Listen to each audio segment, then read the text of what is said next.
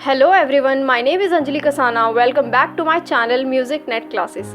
अगर आप मेरे चैनल पे न्यू हैं तो चैनल को सब्सक्राइब करना ना भूलें। तो चलिए आज का वीडियो स्टार्ट करते हैं। आज हम एक बहुत ही इम्पॉर्टेंट ग्रंथ की बात करने जा रहे हैं, जो है नाट्यशास्त्र। भारतीय संगीत के इतिहास में नाग युग की सबसे महत्वपूर्ण घटना है। नाट्यशास्त्र की रचना 4वीं शताब्दी में हुई है। जैसा कि मैंने अपने पिछले वीडियो में आपको बताया था, अगर आपने मेरा वो वीडियो नहीं देखा है तो आप उसे ज़रूर देखिए। उसमें सीरीज़ वाइज मैंने बुक्स बताई थी, तो वो आपके लिए बहुत ही हेल्पफुल होगा। मैं उसका लिंक डिस्क्रिप्शन बॉक्स में नीचे आपको दे दूँगी, तो आप उसे ज़रूर देखिए। आगे चल। नाट्यशास्त्र भारतीय संगीत की अनुपम एवं अद्वितीय देन है। इसको नाट्यशास्त्र, योग शास्त्र अथवा मोक्ष शास्त्र भी कहते हैं। यह संस्कृत का महाकाव्य है। इसमें नाट्य की व्यापकता का वर्णन किया गया है। इसमें सबसे ज़्यादा नाट्य के बारे में ही बताया गया है। इसके अंतर्गत समस्त ज्ञान, शिल्प, कला, योग आदि का विस्तार पूर्वक वर्णन मिलता है।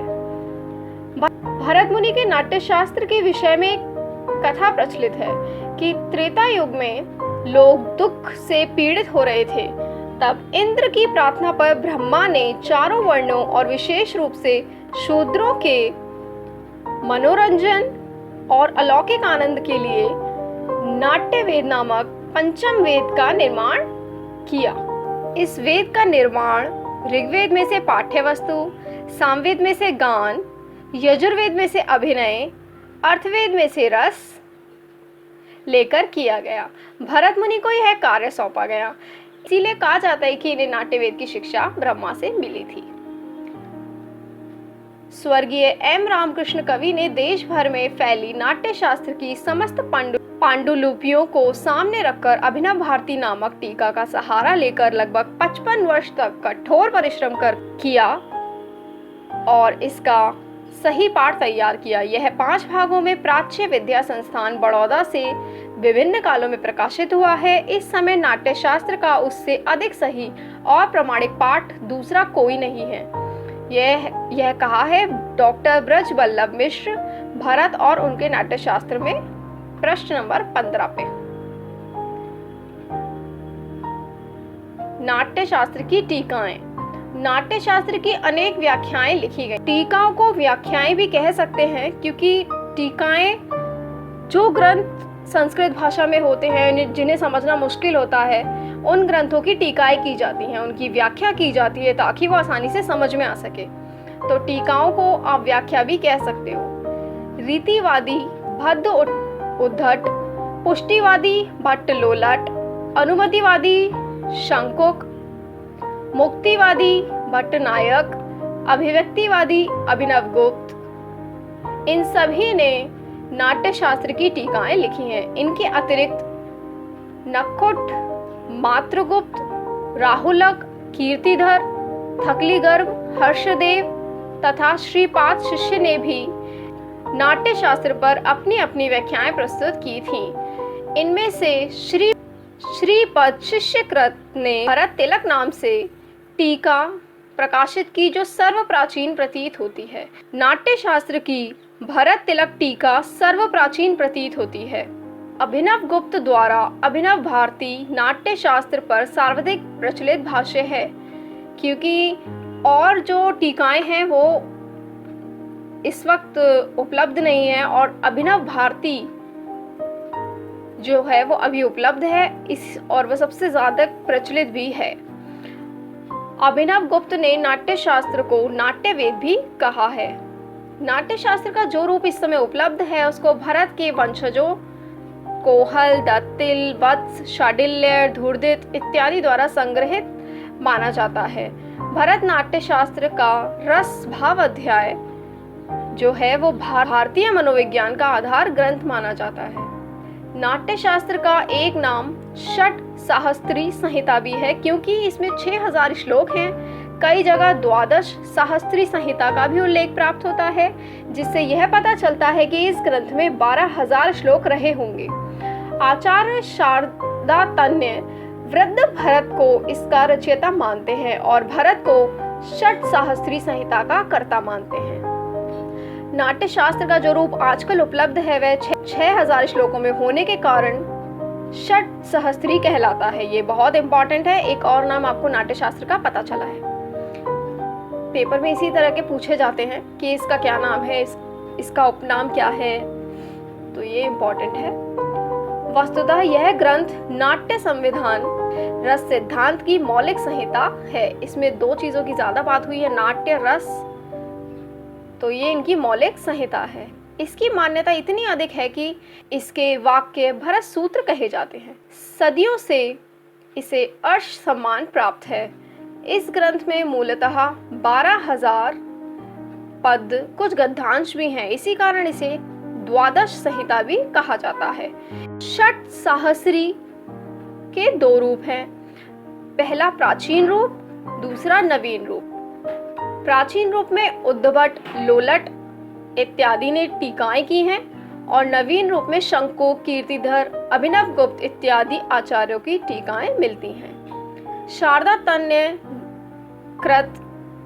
तन्य के द्वारा लिखी गई भाव प्रकाश के 6वें अध्याय के 71वें श्लोक में कहा गया है कि भरत से पहले वृद्ध भरत थे। उन्होंने 12,000 श्लोकों का नाट्य वेदांगम ग्रंथ लिखा था।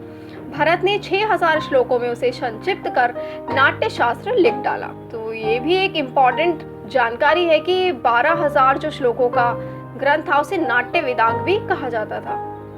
नाट्य शास्त्र के 3 संस्करण हैं जो कि बंबई, बड़ौदा और बनारस में प्रकाशित हुए हैं। पांडुलिपियों में एक और 37वां अध्याय भी उपलब्ध होता है, जिसका समावेश निर्णय सागरी संस्करण के संपादक ने किया है। जो निर्णय सागर प्रेस में प्रकाशित हुआ है उसमें 37वें अध्याय को रखा गया है। इसके अतिरिक्त मूल मात्र ग्रंथ का प्रकाश चौखंबा संस्कृत सीरीज वाराणसी से भी हुआ है, जिसका पाठ निर्णय सागरी पाठ से भिन्न है। चौखंबा संस्कृत सीरीज वाराणसी से जो प्रकाशित हुआ है उसमें 36 अध्याय थे, इसीलिए यह निर्णय सागरी से भिन्न है। अभिनव भारती की टीका का जो संस्करण है वो गायकवाड़ सीरीज के अंतर्गत बड़ौदा से प्रकाशित हुआ। प्राच्य विद्या संस्थान बड़ौदा से प्रकाशित हुआ। इसमें भी 37 अध्यायों का वर्णन किया गया है। यानी कि जो निर्णय सागर प्रेस काव्यमाला श्रृंखला में प्रकाशित हुआ और जो अभिनव भारती का टीका प्रकाशित हुआ, इन दोनों में 37 अध्याय हैं। नाट्य शास्त्र में 36 अध्याय हैं। इसके अंतिम अध्यायों में 28 से 33 तक संगीत शास्त्रों का वर्णन मिलता है। ये भी मैं आपको पिछले वीडियो में बता चुकी हूँ। आज हम इसके चैप्टर्स को पढ़ेंगे। ये सारे चैप्टर्स तो इम्पॉर्टेंट नहीं है, लेकिन मैंने ये सारे चैप्टर्स आपको इसीलिए प्रोवाइड कराए हैं ताकि आपकी नॉलेज इंक्रीज हो और ये आपके लिए हेल्पफुल हो। तो सारे अध्याय देखते हुए चलते हैं। अध्याय 1 नाट्य। इसमें भरत मुनि ने नाट्य के बारे में बताया है। भगवान शिव को प्रणाम करते हुए नाट्य वेद की उत्पत्ति संबंधी चर्चा की है। अध्याय 2 में नाट्य मंडप, नाट्यशालाओं का निर्माण, संबंध, भूमि, मिट्टी की परीक्षा, दर्शकों के बैठने की व्यवस्था पर चर्चा की गई है। अध्याय 3 रंग देवत पूजन। इसमें देवी देवताओं की चर्चा से लेकर उनकी पूजा की विधियों का वर्णन है। अध्याय 4 तांडव। इसमें तांडव नृत्य का वर्णन है, नृत्य की शिक्षा का वर्णन है और भगवान शिव ने तंडु से नृत्य की शिक्षा दिलाई, इसका भी इसमें उल्लेख है। अध्याय 5 पूर्व रंग विधान। इसमें नाटक अभिनीत होने से पहले और नाटक के प्रारंभ से संबंधित क्रियाकलापों का उल्लेख किया गया है। अध्याय 6 हमारे लिए इम्पोर्टेंट हो जाता है क्योंकि इसमें रस का वर्णन किया गया है। इसमें श्रृंगार, हास्य, करुण, रौद्र, वीर, भयानक, विभत्स तथा अद्भुत रसों पर चर्चा की गई है और रसों के मनोवैज्ञानिक आधार पर भी प्रकाश डाला गया है। अध्याय 7 में भाव, ये भी इम्पोर्टेंट है। भाव, अनुभाव, विभाव आदि पर व्याख्या की गई है। स्थायी, व्यवचारी, सात्विक भावों का भी विवरण दिया गया है। अध्याय 8 उपांग, अभिनय से संबंधित है। अध्याय 9 शरीर के सभी अंगों के द्वारा की जाने वाली मुद्राओं को समझाया गया है। इसमें 64 हस्त मुद्राओं का इसमें वर्णन मिलता है। अध्याय 10 चारी विधान। यह हमें एक नया शब्द सीखने को मिला, चारी विधान। इसमें 16 प्रकार के भूमि चारियों का वर्णन मिलता है। चारी मंच पर लय और ताल के साथ चलने की क्रिया का नाम है। अध्याय 11 मंडल विधान। मंच पर घूमने व मंडलाकार प्रस्तुति के नियम बताए गए हैं इसमें। अध्याय 12 गति प्रचार। इसमें गति के बारे में बताया गया है और पात्रों की मंच पर प्रवेश शिक्षा से संबंधित है। अध्याय 13 कक्षीय प्रवत धर्मी व्यंजक। इसमें विभिन्न कक्षाओं के नामकरण दिशाओं के आधार पर किए गए हैं। अध्याय 14 छंदो विधान। इसमें वाघा अभिनय का वर्णन मिलता है। वाघा मतलब वाणी से अभिनय, इसका इसमें वर्णन मिलता है। अध्याय 15 इसमें छंदो विचित 65 प्रकार के छंदों की चर्चा की गई है। अध्याय 16 काव्य लक्षण। इसमें काव्य लक्षण, गुण, काव्य दोष, अलंकार आदि पर केंद्रित है। 17 काकू स्वर व्यंजन भाषा लक्षण शीर्षक से संबंधित है। अध्याय 18 दश निरूपण। इसमें नाट्य प्रयोग की 23 शैलियों पर चर्चा की गई है। अध्याय 19 संधि निरूपण। इसमें लोक अनुसार नाटकों की प्रस्तुति के विधान पर चर्चा की गई है। 20 वृत्ति विकल्पन। इसमें वृत्तियों शैलियों के लक्षणों का वर्णन किया गया है। इसमें भारती, आर्भटी, सातवती आदि वृत्तियों का वर्णन किया गया है। अध्याय 21 आहार्य अभिनय। इसमें वेशभूषा, मुख सज्जा, मंच सज्जा की विधिवत चर्चा की गई है। अध्याय 22 सामान्य अभिनय। इसमें अभिनय से संबंधित बारीकियों पर चर्चा की गई है। अध्याय 23 नेपथ्य। इसमें स्त्री पुरुष के संबंधों पर प्रकाश डाला गया है। अध्याय 24 पुरुत्रुपचार। इसमें मनुष्य की प्रकृति तथा उत्तम, मध्यम, अधम के लक्षणों पर चर्चा की गई है। अध्याय 25 चित्राभिनय। इस पर प्रतीकों के विधान पर चर्चा की गई है। अध्याय 26 विकृति विकल्प। इसमें अभिनेता की अभिनय प्रकृति का स्पष्ट उल्लेख किया गया है। इसमें अनुरूपा विरूपा पर चर्चा की गई है। अध्याय 27 सिद्धि व्यंजक। इसमें प्रयोग या प्रदर्शन की सफलता को दर्शाया गया है। देवीय और मनुष्य 2 प्रकार की सिद्धियों का वर्णन किया गया है। अब आते हैं हमारे म्यूजिक के चैप्टर्स। अध्याय 28 से लेके 33 तक ये मोस्ट इम्पॉर्टेंट है, इन्हें तो आपको पढ़ना ही पढ़ना है। मैंने वो सारे चैप्टर्स बस इसीलिए प्रोवाइड कराए थे ताकि मैं आपकी नॉलेज बढ़ा सकूं और आपको सारे चैप्टर्स की जानकारी होनी चाहिए। 28 नंबर पे है जाति विकल्प। इसमें रसानुकूल गांधर्व जातियों के भेद, लक्षण, ग्रह, अंश, न्यास, षाड़व, औड़व, अल्पत, बहुपत आदि का जिक्र किया गया। नाट्य शास्त्र के समय तक संगीत शब्द का चलन नहीं था। श्रुति, स्वर, ग्राम, मूर्छना आदि वाद्यों के प्रकारों का वर्णन भी इसी अध्याय में मिलता है। 29वां अध्याय तत्त्योद विधान। विभिन्न प्रकार की वीणा और उनकी वादन विधि एवं जातियों के रसानुकूल प्रयोग का विवरण दिया गया है। ताद्यो विधान को आप तत्विधान भी कह सकते हो। 30वां अध्याय शुशिरातोद्य लक्षण। इसमें शुशिर वाद्यों का विवरण है। 31वां अध्याय ताल। इसमें कला, लय, विभिन्न तालों का विवरण दिया गया है। 32वां अध्याय ध्रुवाध्याय। इसमें ध्रुव के 5 भेद, 110 प्रकार के ध्रुव छंदों के नाम दिए गए हैं। 33वां अध्याय गुणदोष विचार। इसमें गायक वादक के गुण दोषों पर चर्चा की गई है। अवनद्ध वाद्यों की उत्पत्ति, भेद, वादन विधि, वादकों के लक्षण बताए गए हैं। तो ये हमारे मोस्ट इम्पॉर्टेंट हैं नाट्य शास्त्र के वो 6 चैप्टर्स संगीत शास्त्रों का जिसमें वर्णन मिलता है। अध्याय 34 प्रकृति। इसमें स्त्री पुरुष की प्रकृति का वर्णन किया गया है। 35वां अध्याय भूमिका विकल्प। इसमें सूत्रधार मंच के सामने और पीछे कार्य करने वाले कर्मियों से संबंधित है। 36वां अध्याय नाट्यशाप। इसमें भरत मुनि ने ऋषि मुनियों के द्वारा उन्हें और उनके पुत्रों को शूद्र होने के शाप से संबंधित उल्लेख किया है। 37वां अध्याय जिसका वर्णन मिलता है, मैंने उसे यहाँ पे ऐड किया है ताकि आपको उसकी भी जानकारी मिल सके।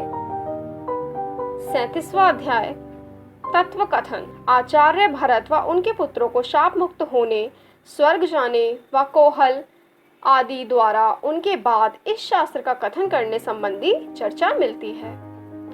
तो ये यहाँ पे 37 चैप्टर्स कंप्लीट हो चुके हैं। ये आपको किसी और वीडियो में नहीं मिलेंगे, ये मैंने बहुत रिसर्च करके अपने वीडियो में प्रोवाइड करे हैं ताकि आपको हेल्प हो सके। आप पूरे याद करने की आपको कोई ज़रूरत नहीं है, आपको बस एक बार ये पढ़ने हैं। इम्पॉर्टेंट आपके लिए लास्ट के ही हैं। अब बात करते हैं म्यूजिकल स्केल इन नाट्य शास्त्र। इसमें स्वरों को षडज, ऋषभ, गंधार, मध्यम, पंचम, धैवत, निषाद, फिर षडज कहा जाता है। शॉर्ट में हम इन्हें बोलते हैं सारेगामा पाधा नी सा। षडज ग्राम में इनके जो सिंबल्स हैं वो ये हैं, आप देख लीजिए। और वैराइटीज, वेस्टर्न म्यूजिक में इन्हें C, D, E, F, G, A, B, C कहा जाता है। सा को C, रा को D, ग को E, मा को F, पा को G, ध को A, नी को B, सा को फिर से C। वैसे ही आपको पता होंगे ये C, D, E, F, G। फिर दोबारा से हम कंटिन्यू करते हैं A, B, C। ध से हम दोबारा A, B, C। ये याद रखना है बस आपको। स्टार्टिंग C से होती है। नाट्य शास्त्र के जो 6 अध्याय हैं जिसमें संगीत का वर्णन मिलता है वो सब मैंने आपको ऊपर प्रोवाइड करा दिए हैं। श्रुति, सिद्धांत, ग्राम, षडज ग्राम, मध्यम ग्राम, जाति, रस, नाट्य आदि का वर्णन इसमें मिलता है। षडज ग्राम में 7 जातियों का वर्णन किया गया है। मध्यम ग्राम में 11 जातियों का वर्णन मिलता है। तो कुल 18 जातियों का वर्णन इसमें किया गया है। नाट्य शास्त्र में राग शब्द का प्रयोग नहीं मिलता और ना ही नाट्य शास्त्र में संगीत शब्द का प्रयोग मिलता है। विद्वानों ने नाट्य शास्त्र में श्लोकों की संख्या 1.25 लाख बताई है। नाट्य शास्त्र में जो वाद्य प्रयोग होते हैं उनमें से कुछ यहाँ पे हैं। चित्रा, विपंची, वीणाएं हैं। और ये मैंने फोटो निकाली है विकिपीडिया से आपके लिए। इसमें जो नाट्य शास्त्र में वाद्य प्रयोग होते हैं वो है वीणा, फ्लूट, बांसुरी और ड्रम्स और ये झांझ, किंब। भरत की वीणा मत्त कोकिला कही जाती है। ब्रह्मा की वीणा ब्रह्म वीणा कही जाती है। इसे घोषा वीणा, शिव की वीणा अनालंबी मानी गई है। आज भी हमारा संगीत नाट्य शास्त्र पर आधारित है और नाट्य शास्त्र में वर्णित संगीत के सिद्धांत आज हमारे संगीत का आधार है। यहाँ पर हमारा नाट्य शास्त्र ग्रंथ कंप्लीट होता है। ये PDF आपको मेरे टेलीग्राम चैनल पे मिल जाएगी। डिस्क्रिप्शन बॉक्स में उसका लिंक दे दूंगी, तो आप वहाँ से टेलीग्राम चैनल ज्वाइन कर सकते हैं और ये PDF ले सकते हैं। तो आज के लिए इतना ही। अगर आपको मेरा वीडियो अच्छा लगे तो प्लीज़ चैनल को सब्सक्राइब करिए, लाइक करिए, कमेंट करिए, शेयर करिए। Till then bye, see you in the next video.